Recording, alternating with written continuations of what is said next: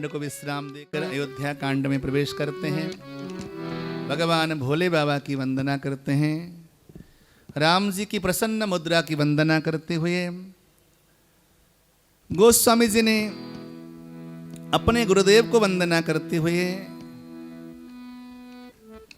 कांड को आरंभ करते हुए कहा कि जब से राम जी विवाह करके आए हैं तब से अवध में बहुत मंगल है।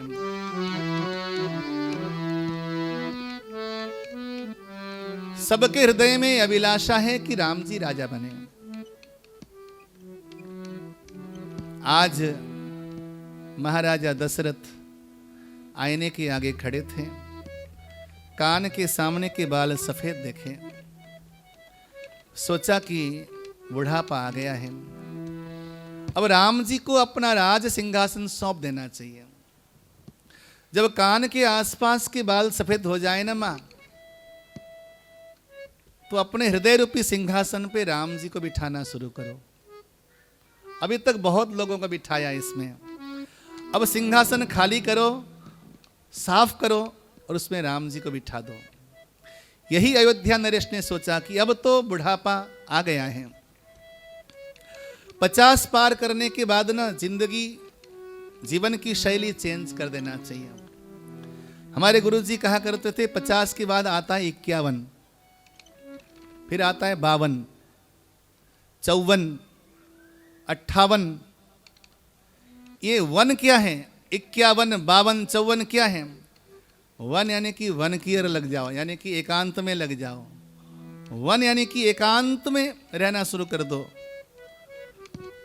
51, 52, 54, 58 में यदि आपने एकांत बात शुरू नहीं किया, भजन शुरू नहीं किया, तो उसके बाद आता है 60।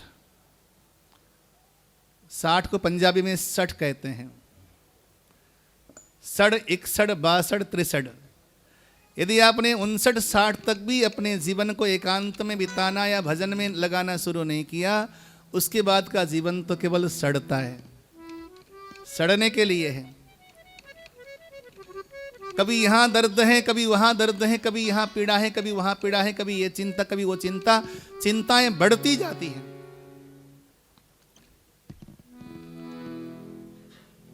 बालस्तावत् क्रीडासक्तस्तरुणस्तावत् तरुणीरक्तः वृद्धस्तावत् चिन्तामग्नः पारे ब्रह्मणि कोपि न लग्नः भज गोविंदम गोविंदम भज मूढ़मते।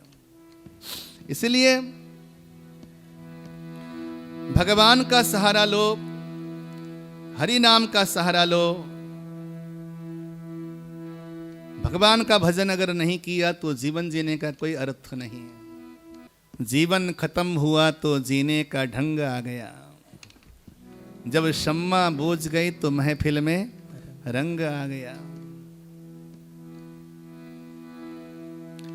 जीवन खत्म हुआ तो जीने का ढंग आ गया। जब शम्मा बूझ गई तो महफिल में रंग आ गया। मन के पगने तब ठीक से चलना सीखा, जब बूढ़े तन के हर एक पुर्जे पर जंग आ गया। फुर्सत के वक्त न वक्त निकला भगवान का नाम लेने को, उस वक्त मांगा जब वक्त ही तंग आ गया। गाड़ी निकल गई तो घर से चला मुसाफिर, मायूस हाथ मलता बैरंग वापस आया। आयु में नत्था सिंह सब हथियार फेंक डारे। आयु में नत्था सिंह सब हथियार फेंक डारे। यमराज फौज लेकर करने को जंग आया। जीवन खत्म हुआ तो जीने का ढंग आ गया। तो जीवन की समाप्ति से पहले पहले थोड़ा सा जीवन के ढंग को चेंज कर लो। आज गुरुदेव के पास पहुंचे हैं महाराजा दशरथ।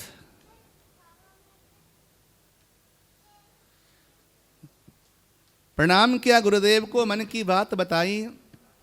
राजन, तुम्हारे मन में जो शुभ संकल्प है बोलो क्या है? बोले कि मेरा मन हो रहा है कि राजगद्दी राम जी को सौंप दूं। तो महाराजा दशरथ को सांत्वना देते हुए, धन्य धन्य कहते हुए कहते हैं गुरुदेव, बेग विलंबन करिय नृप साजिय सबई समाज सुदिन सुमंगल तबहि जब राम होई जुबराज। हे राजन, लेट न करो। शुभ समय वही है जिस समय भगवान राम राजा बने। शुभ समय में राम को राजा न बनाओ, बल्कि जिस समय राम जी राजा बने वो समय ही शुभ है। तैयारियां हो गईं, 10 दिशाओं में सेवकों को भेजा गया, अनेकों समुद्र की नदियों का जल मंगाया गया, क्योंकि अभिषेक होता है ना, राज्याभिषेक होता है। नदियों का जल, समुद्र का जल मंगाया गया, अनेकों प्रकार की औषधियां मंगाई गईं और सारी अवध नगरी सजने लगी दुल्हन की तरह। कदली के स्तंभ गाड़े गए, गली गली में रंगोलियां बनाने लगे, मानो कि स्वयं विधाता आकर आज अवध नगरी को सजा रहे हैं। सबके मन में परम आनंद है। लखनलाल जी की खुशी का कोई ठिकाना नहीं है, कोई सीमा नहीं है खुशी की। भरत और शत्रुघ्न लाल दोनों ननिहाल में हैं। इधर देवताओं को खबर लगी है तो बेचैनी हो गई। राम जी राजा बनेंगे तो रावण को कौन मारेगा? राम जी राजा बनेंगे तो वन में रहकर असंख्य जो तपस्वी तपस्या कर रहे हैं उनका कल्याण कैसे होगा? दंडकारण्य में रहने वाले उन वनवासियों का क्या होगा जो राम जी की प्रतीक्षा करके बैठे? अनेकों हेतु है ना राम जी के अवतार का। तो मां शारदा के पास गए, मां जाकर कुछ ऐसा करो कि राम जी राजा न बने। शारदा ने कहा, देवताओं तुम्हें दूसरों की खुशियां अच्छी नहीं लगती हैं। दूसरों की खुशियों में जाकर तुम जो भंग डालते हो ना देवता, अच्छी बात नहीं। देवताओं ने कहा, लेकिन मां जगत का कल्याण होगा राम जी के वन जाने से, धर्म की रक्षा होगी राम जी के वन जाने से, दैत्यों का संहार होगा राम जी के वन जाने से। सही बात तो यह है कि अगर राम जी अवध में रहेंगे तो कभी भी राम राम नहीं बनेंगे। जब तक राम वन नहीं जाएंगे तब तक राम बनेंगे नहीं। राम वन जाएंगे तो राम वन जाएंगे, अगर राम वन नहीं जाएंगे तो राम बनेंगे नहीं। इसलिए राम वन चले जाएं, कुछ ऐसा उपाय करो। सारी अवध नगरी में ढूंढा कोई ऐसा व्यक्ति जिसकी बुद्धि को खराब करो। अवध में रहने वाला, जिसने अवध में जन्म लिया है, कोई एक भी बंदा नहीं मिला जिसकी बुद्धि खराब करी जाए। लेकिन अवध में एक ऐसी नारी रहती है जिसका नाम है त्रिवक्रा मंथरा। ये अयोध्या की नहीं है, ये दहेज में आई है मां कैकेयी के साथ। याद रखो दहेज का धन कितना खतरनाक होता है। बोलो जय श्री राम। जय श्री राम। लोग बड़े प्यार से, बड़े आनंद से दहेज लेकर आते हैं। इतना खतरनाक होता है, घर को तोड़ने वाला, घर को बर्बाद करने वाला। इसलिए दहेज मत लो। इसी की बुद्धि भ्रष्ट कर डाली। आज 15 दिन से सज रही थी अवध नगरी, अभी तक मंथरा को कोई प्रॉब्लम नहीं था। आज पहली बार प्रॉब्लम खड़ा हुआ। पूछा लोगों से, अयोध्या क्यों सज रही है? लोगों ने कहा, राम जी राजा बनेंगे मंथरे। इतना सुनना था, गात्र जल गया। वहां से दौड़ी दौड़ी भरत की मां कैकेयी के पास आ गई।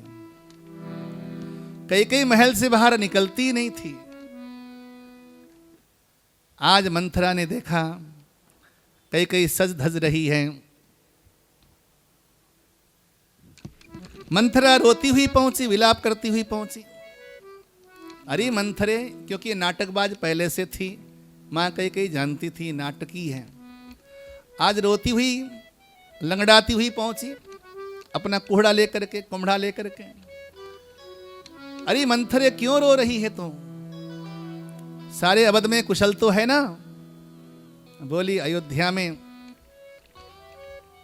क्या कुशलता की बात कहें। अरे मंथरे, मेरा राम तो कुशल से है। मंथरा कहती है कि राम को छोड़कर इस समय अयोध्या में कोई कुशल नहीं है।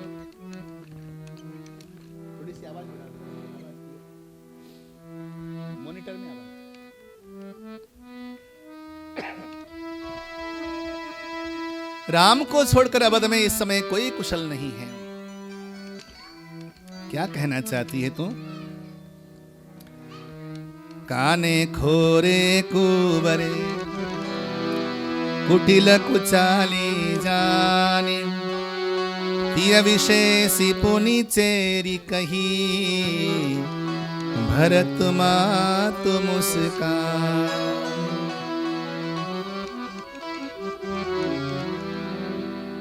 कुछ लोगों को ना उचाली समझा जाता है, काने, कुंभड़े, लंगड़े। हालांकि ऐसे सभी नहीं होते, लेकिन समाज में ऐसी परिकल्पनाएं हैं, और खास करके उसमें भी नारी जाति की मंथरा। ऐसा कहकर भरत की माँ ने बात को टाल दिया। बोली कि अरे मंथरे, परिवार का बड़ा पुत्र तो राजा होता है, तुम क्यों परेशान है? राम जी राजा बनेंगे तो अयोध्या में आनंद ही आनंद होगा। मैं तो प्रतीक्षा में बैठी हूं ना। बोली इतना हो तो कोई बात नहीं थी रानी, लेकिन तेरे खिलाफ यहां पर बहुत बड़ा षड्यंत्र रचा गया है।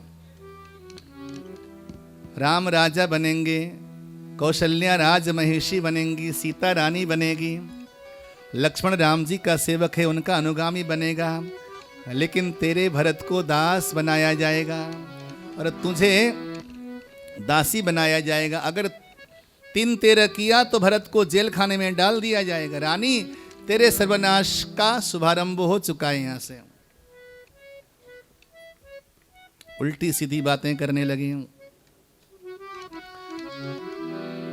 अरे तू घर फोड़ी है, दूसरों के घर को फोड़ने के लिए पैदा हुई है, तो ऐसी बातें करती है।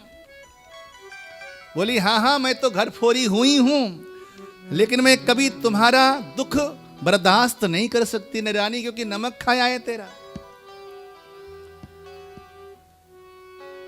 मंथरा कहती है रानी, तू सौत की बात करती है ना, सौत अगर मिट्टी की भी हो ना तो भी खतरनाक होती है। मिट्टी की सौत भी खतरनाक होती है। यहां तो साक्षात कौशल्या है। सरस्वती माता ने ऐसी बुद्धि पलट दी मां कैकेयी की, रातों रात में मंथरा के अधीन हो गई। ये अच्छी सी बात ध्यान देना, जीवन में कभी भी कुसंग मत करना। बुरे लोगों का संग एक रात में घर बर्बाद कर देता है। बहुत लंबा संगत नहीं चाहिए। घड़ी 2 घड़ी का संगत भी इंसान का जीवन बर्बाद कर देता है। इस कथा से मालूम हो जाता है। जो कैकेयी ने जीवन भर राम से प्रेम किया, केवल कुछ घड़ी का संग ही कैकेयी की बुद्धि को भ्रष्ट कर दिया। इसलिए संग अच्छे लोगों का करना। अपने व्हाट्सएप में, अपने फेसबुक में अच्छे मित्रों को संकलन करो। जिसको मर्जी उसी को आपने फ्रेंड बना दिया। गलत फ्रेंड भी हो सकते हैं। अपने परिवार के लोगों को जोड़ना चाहिए। आजकल ये विज्ञान का माध्यम तो है, लेकिन हम अक्सर जो है ऐसे ऐरे गरे लोगों को मित्र बना डालते हैं जिनसे कोई संबंध नहीं है, और घंटों तक उसी में लगे रहते हैं। घर में पतिदेव को पानी मिला नहीं मिला, भोजन मिला नहीं मिला, परिवार पत्नी स्वस्थ है नहीं, इस पर किसी का ध्यान नहीं, उसी में लगे हुए हैं, उसी में लगे हुए हैं। ऐसे लोगों को अपना चित्त देने का मतलब अपना जीवन नष्ट कर देना है।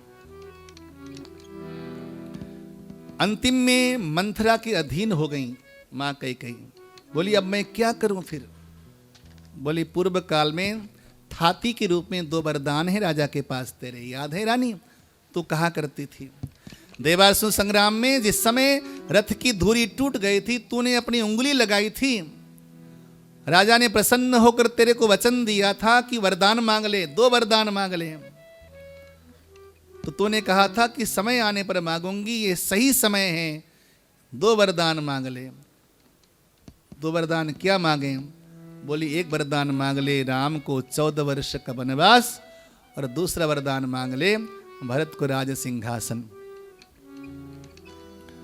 लेकिन याद रखना रानी, जब तक राजा राम की कसम न खाए, राम का सौगंध न ले, तब तक मुंह मत खोलना। और तू जाकर कोप भवन में बैठ जा। आज राजा आने वाले हैं, राजा आएंगे, कोप भवन में तेरे को देखेंगे, उनका हृदय पिघल जाएगा, पसीज जाएगा और तेरी बात मान लेंगे। यदि ऐसा ना हुआ रानी तो समझ लेना कि तेरा नारकीय जीवन शुरू हो गया, तेरे दुख के दिन शुरू हो गए। इतना सुनकर कई दुखी हो गई और कोप भवन में गई। श्रृंगार उतार दिया, सौभाग्य द्रव्य उतार दिया, काले कपड़े पहन लिए, सिंदूर पोंछ लिया। बोलो जय श्री राम। जय श्री राम। मेरी माताओं, माथे पर सिंदूर लगाओ, हाथों में चूड़ियां, माथे पे सिंदूर बिंदी, ये कोई मामूली चीज नहीं है। ये आपके श्रीमान की आयु को बढ़ाने वाला है, आपके सौभाग्य को बढ़ाने वाला है। ये केवल निशानियां नहीं हैं, इसमें बहुत बड़ी शक्ति समाहित है, देवताओं का आशीर्वाद समाहित है। इसलिए सिंदूर, बिंदी, चूड़ियां ये बनी रहें। सब उतार दिया और जाकर कोप भवन में बैठी। शाम को राजा जी आए, फूल का गुलदस्ता लेकर आए थे। सुना कि कोप भवन में है, आश्चर्य हो गया। गए, कुछ बोलती नहीं, बार बार बुलाने का प्रयास करते हैं।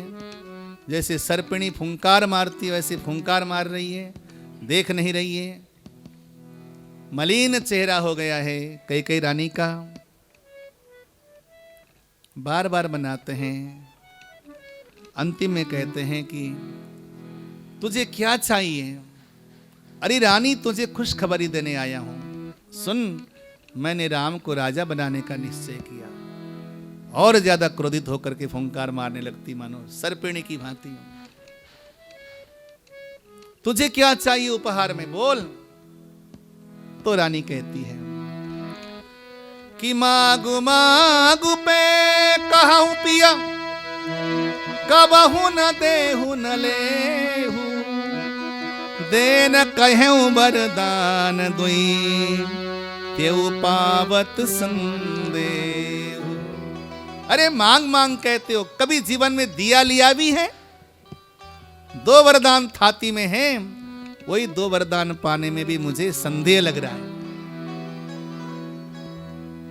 आज तक वर्षों बीत गए, वरदानों की बात याद भी नहीं थी।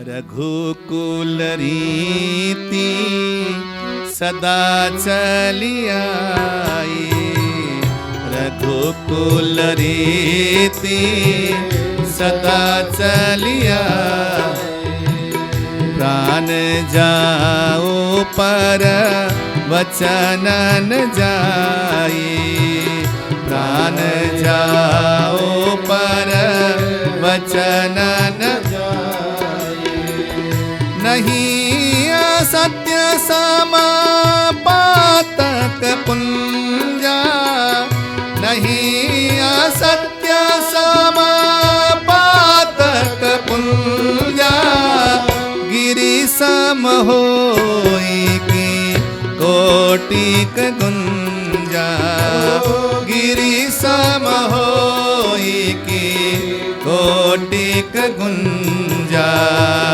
तेहि पर राम शपथ कर आई, तेहि पर राम शपथ कर आई, सुकृत स्नेह अवधि रघुराई, सुकृत स्नेह अवधि रघुराई, रघुकुल रीति सदा चली आई, रघुकुल रीति सदा चली आई। हे रानी, रघुकुल की रीत है, प्राण जाए लेकिन वचन नहीं जा सकता। तो 1 की क्या 2 की क्या बात करती, 4 मांग ले तू आज। असत्य से बढ़कर दुनिया में कोई पाप नहीं है। करोड़ों गुंजा घुंघचियां मिलकर भी क्या पर्वत की बराबरी कर सकते हैं? सत्य के आगे दुनिया में कोई टिक नहीं सकता रानी। जा, मैं आज राम की सौगंध खाता हूं, आज राम की सौगंध खाता हूं, मांग ले क्या मांगती हैं। जब आन पर पड़ जाती है ना, आ जाती ना बात, तो आदमी को सौगंध खाने में टाइम नहीं लगता। ये कथा ये समझाती है। कुछ लोग बातों बातों में कसम खाते हैं, तेरी कसम, अपनी नहीं खाएंगे, तेरी खाएंगे।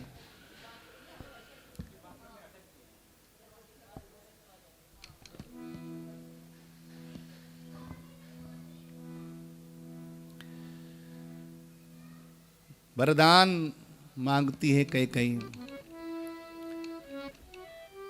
कि सुनहु प्राण प्रिया भावत जी का, देहु एक बर भरत ही टीका, मागौ दूसर बर कर जोरी, पूरबहु नाथ मनोरथ मोरी। कई ने कहा, पहला वरदान तो ये दीजिए कि मैं भरत को राज गद्दी मांगती हूं।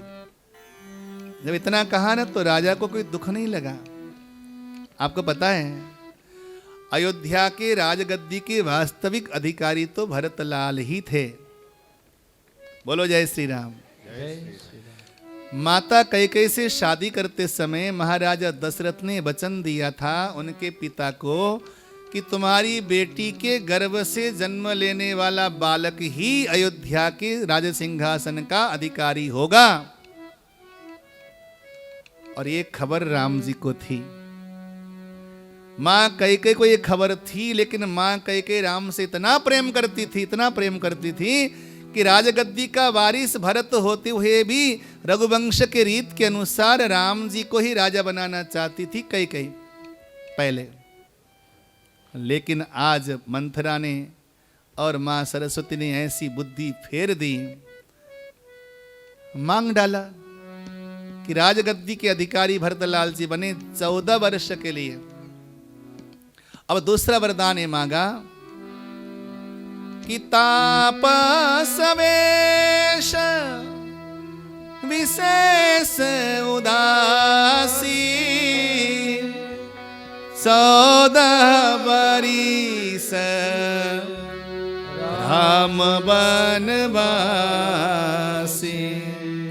जब इतना मांगना था तो मानो कि दशरथ महाराजा के पांव के नीचे से जमीन ही खिसक गई, आधार ही नहीं बचा। थर थर कांपने लगे, आंखों से आंसुधारा बहाने लगे, होंठ फड़कने लगे, लोमावलियां मानो कि आज रोमांचित हो गई। पूरा शरीर जो है शिथिल होता जा रहा, लोमावलियां आज मानो कि मुरझा गई, आंखों से आंसुधारा बहने लगी, कांपने लगा शरीर, होंठ कांपने लगा और धरती पर गिर पड़े। कैकेयी के आगे झोली फैलाकर कहने लगे, रानी कुछ मांगने से पहले विचार करके मांग। बोल कि तू मजाक कर रही है, खेल कर रही है। रानी बोली, मैं खेल नहीं कर रही हूं राजन, मैं सच कह रही हूं। यदि कल सुबह सूर्योदय होते ही राम यदि बलकल वस्त्र पहनकर तपस्वी का वेश बनाकर अगर वन में नहीं गए तो राजा मैं कह देती हूं तू मेरा मरा हुआ मुंह देखोगे। यदि मुझे जीवित चाहते हो तो कल सुबह होते होते राम को बन जाना पड़ेगा। सच है नारी कर सकती है विधि विधान के भी प्रतिकूल। सच है नारी कर सकती है विधि विधान के प्रतिकूल। सच है प्रमदा भर सकती है सुमन राशि में अगणित शूल। बिजली सी वह गिर सकती है धन के सजल हृदय को त्याग। लगा सकती है आग पानी में, भर सकती है जग में अनुराग। नारी कुछ भी कर सकती है। बोलो जय श्री राम। जय श्री राम। लोग कहते हैं कि नारी अबला है। कौन कहता है कि नारी अबला है? नारी से अधिक सबल तो कोई हो ही नहीं सकता। नारी से अधिक सबल इस दुनिया में कोई नहीं हो सकता। इनको बेचारी कहते हो? सारी दुनिया को अगर किसी ने नचाया है तो नारी ने नचाया है। बोलो जय श्री राम। इनको अबला कहते हो? कान करे अबला प्रबल के ही जग काल न खाए। सागर में क्या नहीं समा सकता, काल किसको नहीं खा सकता, और ये अबला क्या नहीं कर सकती। तुम हवाई जहाज उड़ाने की बात करते हो। आजकल अगर नारियां कुछ उपलब्धि हासिल करती है ना, तो अखबारों में पहले पेज में आ जाता है कि भारत की पहली सेना नायिका बन गई। अरे ये उस सेना नायक को जो भारत में आज तक था उसको भी नचाती रही। बोलो जय श्री राम। जय श्री राम। उसको भी नचाती रही। 2 पति पत्नी मंदिर में दर्शन करने के लिए गए। दोनों गए। पति ने बोला पत्नी से, सुन तू ही बाहर ठहर जा, मैं भीतर जाता हूं, दर्शन करके आता हूं। पत्नी बोली, मैं क्यों न जाऊं मंदिर में भीतर? पति बोला, अरे भाग्यवान, कुछ मंदिर के कायदे कानून भी तो होते हैं। बोले, क्या कायदे कानून होते हैं?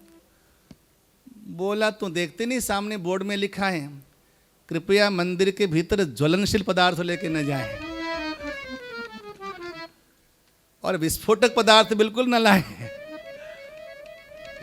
तो आप क्या समझते हो, जो बड़े बड़े सेना नायक, मंत्री, महामंत्री हैं, घर में पानी भरते हैं। सही बात है कि नहीं गुप्ता जी? तो क्या तुम इसको अबला समझते हो? जिन मूर्खों ने इनको अबला कहा है ना, उनको एक बार आईना देखना चाहिए।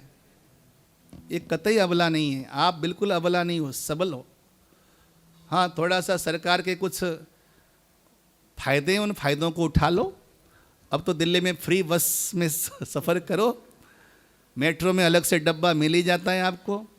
ये सब फायदे उठा लो, लेकिन ये कभी ना समझो कि आप अबला हो। फायदा सब उठाना है, लेकिन अबला मत बनना। बिल्कुल अबला नहीं हो। अरे चक्रवर्ती सम्राट था दशरथ, कोई सामान्य राजा था क्या? सारे दुनिया भर के राजाओं की गद्दियां उसके आगे खाली हो जाती थी। सारे दुनिया के राजाओं की ध्वजाएं उसके कदमों के आगे झुक जाती थी। वो सम्राट थे महाराजा दशरथ। एक नारी ने आज लोटपोट कर दिया धरती पर। आज मिट्टी में सन गया राजा, मरणाधम हो गया, मरणासन्न हो गया है।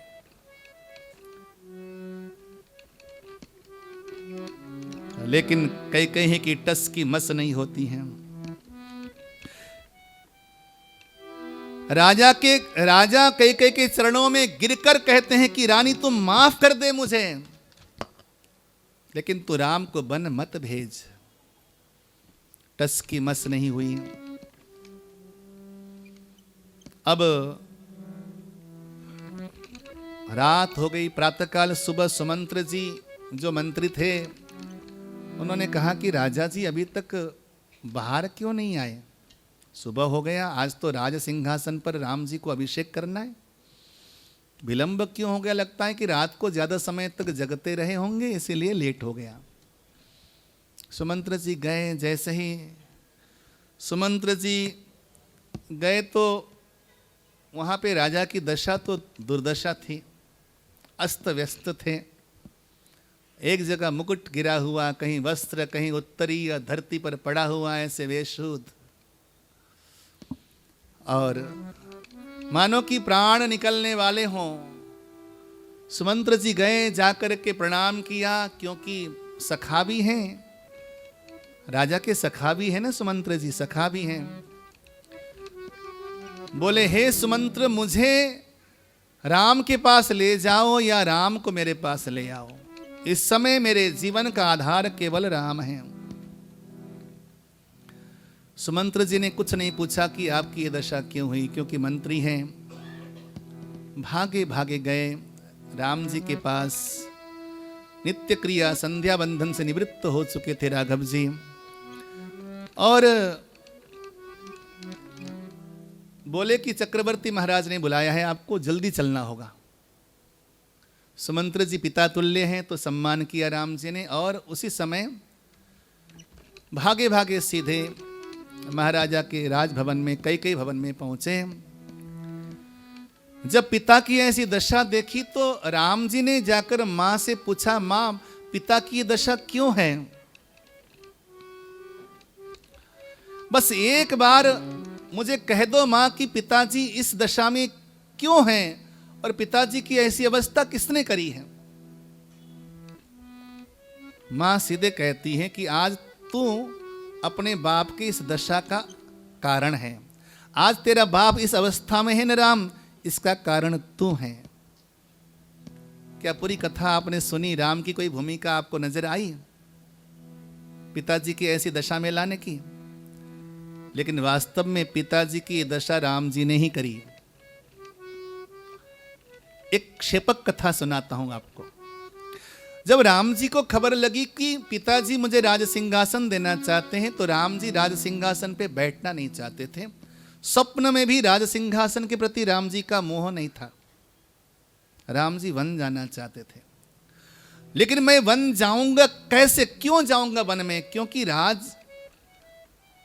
राज्य का ज्येष्ठ पुत्र हूं मैं, राजा का ज्येष्ठ पुत्र हूं मैं, तो कैसे बन जाऊंगा? राज्य और घर में मेरा मन लगता नहीं। उसी रात्रि को राम जी मां कैकेयी के पास मिलने जाते हैं। मां कैकेयी के कदमों में प्रणाम करके कहते हैं, राम जी मां आज मैं तेरे से कुछ मांगने के लिए आया हूं। कैकेयी गृह कार्य में व्यस्त थी, बोली क्या मांगना चाहती हो लाल जी? मैं तो बहुत प्रसन्न हूं कि आपको राजगद्दी दे रहे हैं। आज मेरे जीवन का सपना साकार होने जा रहा है। मेरा राम राजगद्दी पर बैठेगा और जानकी के साथ बैठेगा और मैं बलैया लूंगी, आरती उतारूंगी मेरे लाल की। इतनी खुश है मां कैकेयी। मां कैकेयी से बढ़कर त्याग करने वाला पात्र संपूर्ण रामायण में नहीं है। ये त्याग मूर्ति है मां कैकेयी, सामान्य नहीं है। दुनिया मां कैकेयी को दोष देती है, दुनिया मां कैकेयी को गालियां देती है। विचार कर लो, जिस मां ने भरत जैसे लाल को अपने पेट में रखा हो, वो मां कभी दोषी हो ही नहीं सकती। जिस मां ने राम जी को कभी अपनी गोदी पर खिलाया हो। शास्त्र कहते हैं कि एक बार अगर राम जी के सामने कोई प्राणी चला जाए तो सन्मुख होई जीव मोहि जबहि, जन्म कोटि अघनासहु तबहि। एक बार सन्मुख चला जाए तो कोटि जन्मों की पाप नष्ट कर देता हूं, ये राम जी का वचन है। लेकिन जिस मां ने जीवन भर अपने कुक्ष में खिलाया, अपनी गोदी पर खिलाया, जिस मां ने अपने साथ सुलाया राम जी को, जिस मां ने संपूर्ण लाड़ लड़ाया, क्या वो मां इतनी बड़ी पापिनी हो सकती है? विचार कर सकते हो, सोच सकते हो? राम जी बोले, मां मैं तेरे से कुछ मांगने आया हूं। क्या मांगना चाहते हो लाल जी? बोले मैं कुछ भी मांगूंगा, तुम दे दोगी? कैकेयी बोली, लाल कुछ भी? एक बार तुम प्राण मांग ले, प्राण भी हंसकर दे दूंगे तेरे लिए। राम जी बोले, मां प्राण नहीं, प्राण से प्यारी चीज अगर मांगू तो? मां बोली, प्राण से प्यारा तो तू ही है, मेरे लिए प्राण से प्यारा तेरे अलावा कोई नहीं है। राघव क्या मांगना चाहती हो, मांगो। राम जी बोले, हो सकता है मां मैं जो चीज तुमसे मांगने जा रहा हूं, मांगने के बाद तुम दुनिया की नजरों में गिर सकती हो। दुनिया तुम्हें ताने मारेगी, दुनिया गालियां देगी। मैं जो मांगने जा रहा हूं उसके बाद हो सकता है कि तुम विधवा हो जाओ। इतना सुनना था। मां धर धर रोने लगी। लाल जी ऐसा क्यों बोलते हो? चलो ठीक है, मैंने एक बार कह दिया तो कह दिया, तुम मांगो क्या मांगते हो। तो राम जी ने वहां मांगा था, मां पिताजी मुझे राजगद्दी देना चाहते हैं, पिताजी कल तुम्हारे पास आएंगे खुशखबरी सुनाने के लिए। जब पिताजी आए तो तुम पिताजी से ये मांगना कि 14 वर्ष के लिए मुझे वनवास और भरत को राज सिंहासन, क्योंकि मैं जानता हूं अच्छी तरीके से कि इस राजगद्दी का अधिकारी भरत है और भरत के रहते मैं राजगद्दी पर बैठ नहीं सकता, क्योंकि पिता ने वचन दिया था आपके पिताजी को। और मैं बात अगर न जानता तो कोई बात नहीं थी, मैं जानता हूं तो सुपुत्र होने के नाते पिता के वचन का पालन करना, पिता के धर्मों को निभाना इस बेटे का कर्तव्य है। वास्तव में पिता का वचन ये था, क्योंकि बन जाते समय तो चक्रवर्ती सम्राट इस अवस्था में थे ही नहीं कि वो बोले कि राम तुम बन चले जाओ। एक शब्द भी बोला नहीं चक्रवर्ती महाराज ने जाने के लिए, तो बगैर बोले क्यों कहा जाता है कि पिता का वचन? पिता का वचन ये वचन था जो कि कैकेयी माता के पिता को उन्होंने वचन दिया था कि तुम्हारा पुत्र ही राजगद्दी का अधिकारी बनेगा, क्योंकि पिता के धर्म का निभाना, उसका पालन करना पुत्र का कर्तव्य है। राम जैसा पुत्र ये जानते हुए कैसे बैठ सकता था राज सिंहासन में? बोलो जय श्री राम। राम जैसा बेटा ये जानता था कि राजगद्दी पर भरत का अधिकार है, फिर भी कैसे बैठ सकता था? मां इतना कर दो मेरे लिए। मां ने कहा बेटा तूने मांगा तो बहुत कठिन चीज, लेकिन मैं तेरे लिए ये भी कर डालूंगी। वही राम जी को कारण बता रही, राम आज जो पिताजी की ये दशा है ना, इस दशा के पीछे कारण तू है। तू अगर न मांगता मेरे से तो आज पिता की ये दशा नहीं होती। तो वहां पर राम जी कहते हैं कि सुनो जननी सोई सुत बड़ भागी, सुनो जननी सोई सुत बड़ भागी, जो पितु मातु वचन अनुरागी, जो पितु मातु वचन अनुरागी, तनय मातु पितु तोष निहारा, तनय मातु पितु तोष निहारा, दुर्लभ जननी सकल संसारा, दुर्लभ जननी सकल संसारा, दुर्लभ जननी सकल संसारा।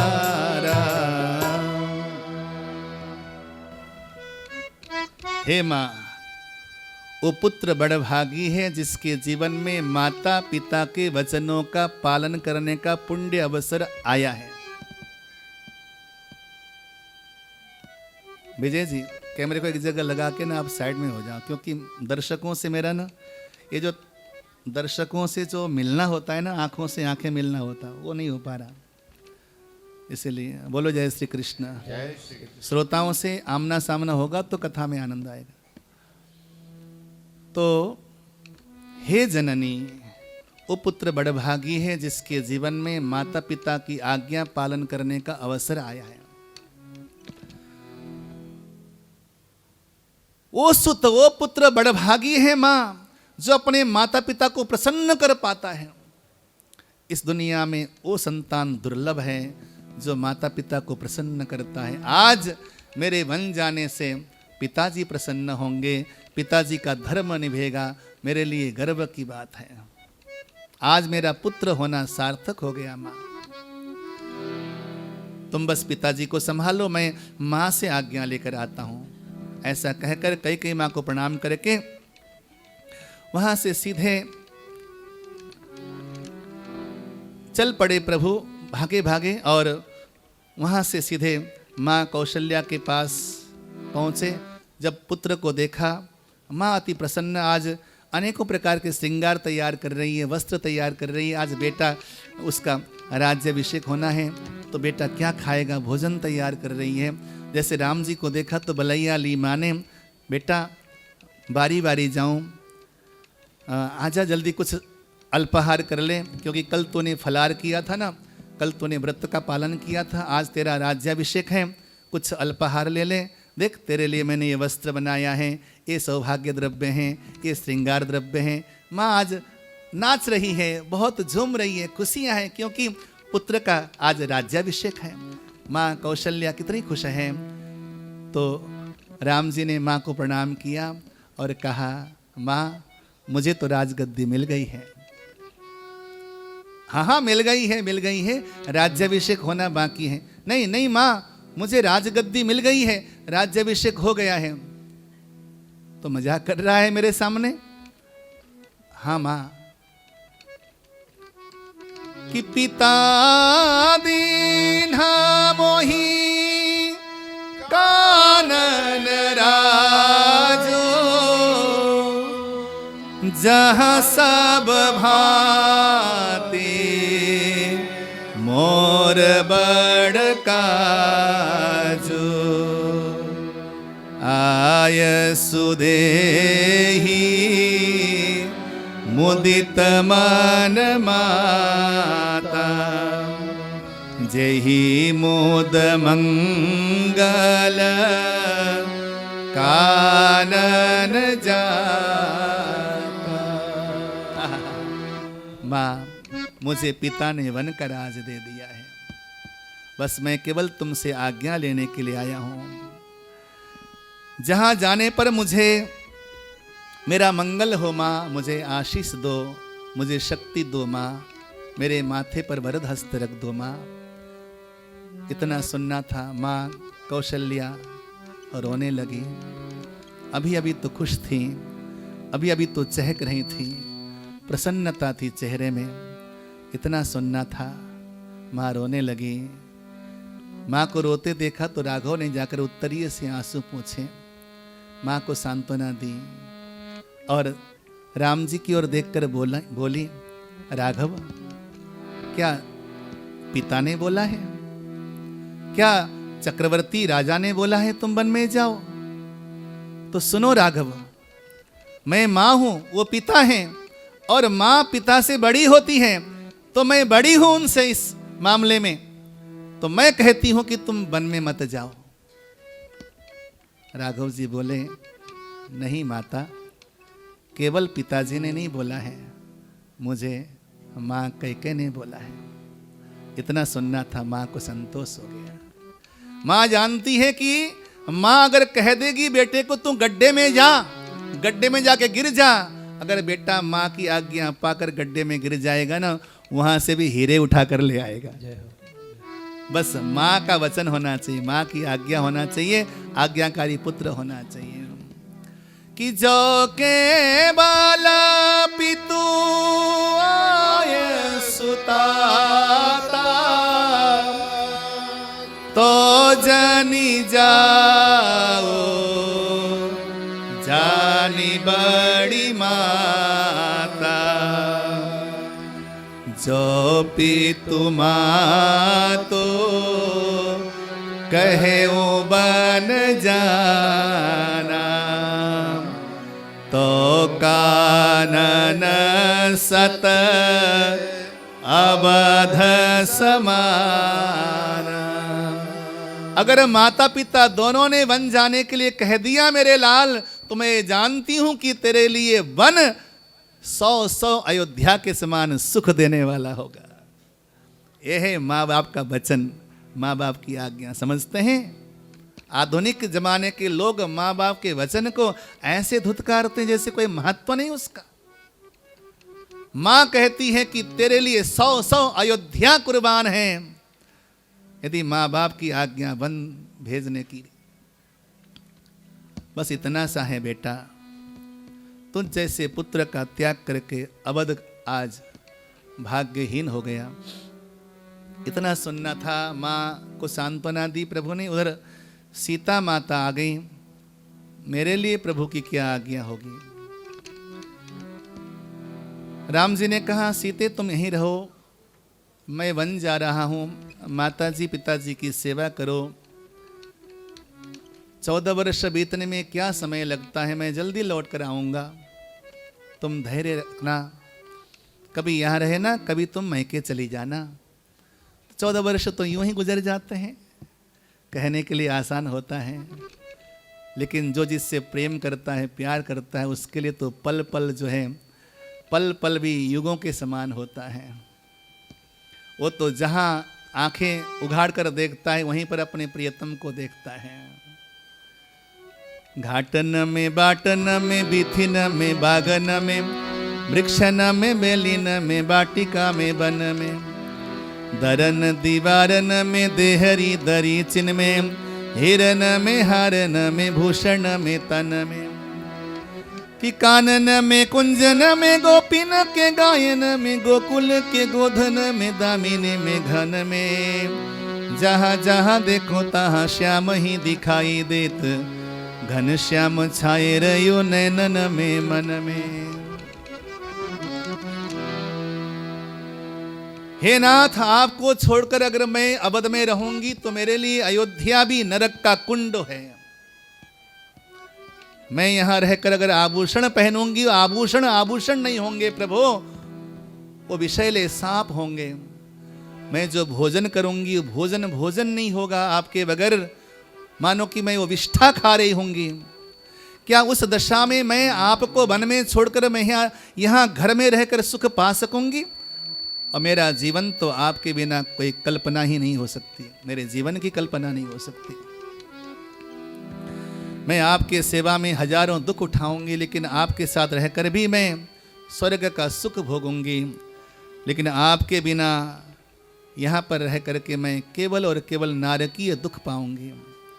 और नारी का जीवन तो केवल और केवल पति की अनुगामिनी बनने के लिए है, इसलिए नहीं कि पति तो वन में जाकर दुख भोगे और मैं घर में रहकर सुख भोगूं।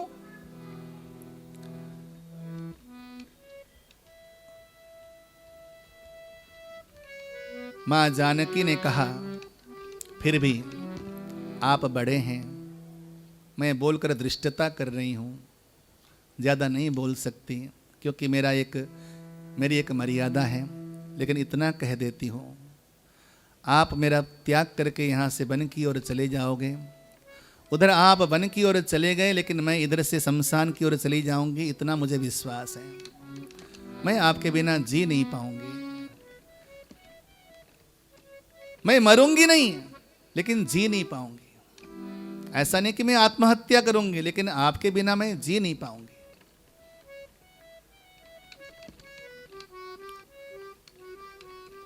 तो राम जी ने कहा, ठीक है, जाओ तैयारी कर लो, अब क्या हो सकता है। उसी समय लखन लाल जी आए, भयभीत हैं कि मेरे लिए क्या आज्ञा करेंगे। लखन लाल जी जाकर बोले, मेरे लिए क्या आज्ञा भैया।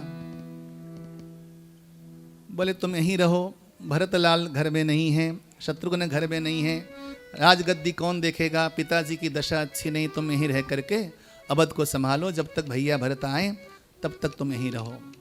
क्योंकि मुझे तो प्रातःकाल ही निकलना होगा, क्योंकि माँ की आज्ञा है, सुबह होते होते यदि मैं बलकल वस्त्र पहनकर वन न गया तो वो जीवित नहीं रह सकती। ये माँ का वचन है, तो हमें तो निकलना ही होगा तत्काल, तो तुम यहीं रह लो। तो लखनलाल जी बोले, ठीक है, आप इधर से अयोध्या से वन की ओर निकलना, मैं यहाँ से शमशान की ओर चला जाऊंगा, मैं भी जीवित नहीं रह पाऊंगा। राम जी ने कहा, जा तू भी जाकर माँ से आज्ञा लेके आ जा। लेकिन माँ के पास जाते हैं, माँ को देखो, सुमित्रा माँ, धन्य है सुमित्रा माँ, जिसके पास दो दो लाल हैं और दोनों लालों को भगवान की सेवा में सौंप दिया है। एक भगवान की सेवा में सौंप दिया है, एक भगवान के महाभागवत की सेवा में सौंप दिया है। मैं कहता हूं कि सुमित्रा माँ से बढ़कर भाग्यवती तो अयोध्या में कोई था ही नहीं, जिन्होंने पुत्र तो पैदा किया, लेकिन पुत्र पैदा करके भी जिनके पुत्र भगवान की ओर लगे। आहा, जाओ जाकर माँ से आज्ञा मांगो। माँ के पास पहुंचे हैं तो माँ ने तो कह दिया, लखन मैंने तो उसी दिन तेरे को सीता जी के हवाले कर दिया था, और पुत्रवती और जुबती तो वही नारी है जिसका पुत्र भगवान की भक्ति में लगा हुआ है। और आज तू कहता है कि राम बन जा रहे हैं। राम बन क्यों जा रहे हैं लाल पता है? राम तेरे लिए बन जा रहे हैं।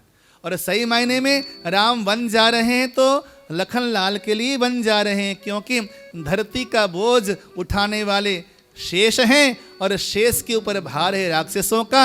मानो माँ यूं कहना चाहती है कि तेरे बोझ को हल्का करने के लिए राम जी वन जा रहे हैं।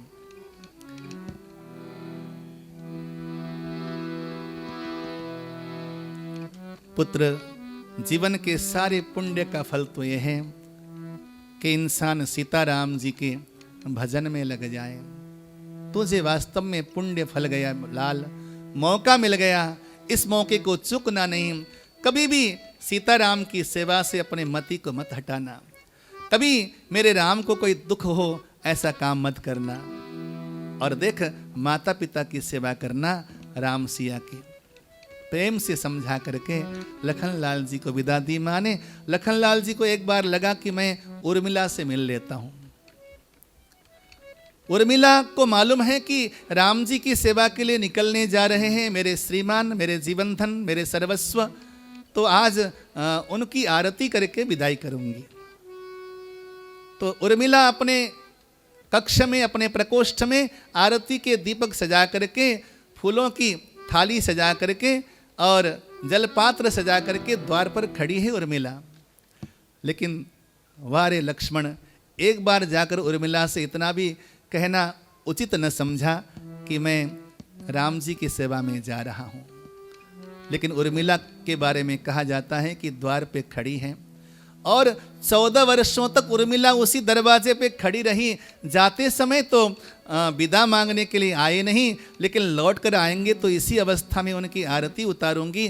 14 वर्षों तक उर्मिला उसी द्वार पे खड़ी रही और वही दीपक टिमटिमाते रहे और वही पुष्प बने रहे। 14 वर्षों तक वो पुष्प सूखे नहीं, लोटे का पानी सूखा नहीं और आरती के दीवे बुझे नहीं। 14 वर्षों के बाद जब लक्ष्मण लौटकर आते हैं राम जी की सेवा करके, तो उर्मिला आरती उतारती है। ऐसा संत मनीषी कहते हैं। सती के अंदर इतना सतीत्व कि उन दीपक में न जाने घी कौन डालता था और उन पुष्पों को हरा कौन करता था। ये सती का सतीत्व था। ऐसी थी उर्मिला। गए अब वहाँ से श्री राम, लक्ष्मण, श्री सियाजू पिताजी के पास। पिताजी तो उसी अवस्था में पड़े हुए हैं, लेकिन सुमंत्र से कहते हैं कि राम जी तो जाने की तैयारी करके आ गए। वल्कल वस्त्र दिया है माँ ने, वल्कल वस्त्र पहना। सीता माता को वल्कल वस्त्र दिया था। माँ अरुंधति ने फटकार लगाई कहीं कहीं को। सीता माता सादे वेश में वन की ओर प्रस्थान करती हैं राम जी के साथ। सुमंत्र से कहा था कि सुमंत्र 4 दिन वन घुमा करके राम, लक्ष्मण, सिया को लेकर आना। धर्म की मर्यादा को जानने वाले हैं राम जी। अगर राम जी लौट कर ना आवे तो कृपा करके मेरी पुत्र वधू सीता को अवश्य ही लौटा कर ले आना। सीता को वन में न छोड़ना, क्योंकि मैंने उसके पिता को वचन दिया है कि मैं कभी सीता को कोई दुख ना आने दूंगा। समझा करके सुमंत्र जी लेकर चले हैं तीनों को। अवधवासी नर नारियों को खबर लगी है तो सारे अवध में चारों ओर मानो की आग की भांति ये खबर पहुंच गई। अवध के लोगों ने आकर राजद्वार को घेर लिया। भगवान वन की ओर चले हैं।